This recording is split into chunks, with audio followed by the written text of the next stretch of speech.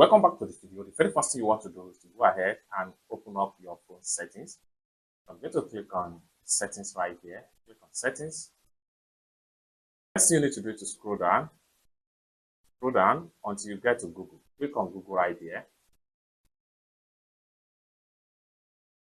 Then click on your Google account name. Proceed with your Google account. Then go to password manager right here. Then scroll down right here. You have your WeChat right here. Click on WeChat. Enter your security lock pattern. Hit on enter. Then you have access back to your WeChat username and password. For you to view your username, for you to view your password, simply tap on this eye icon.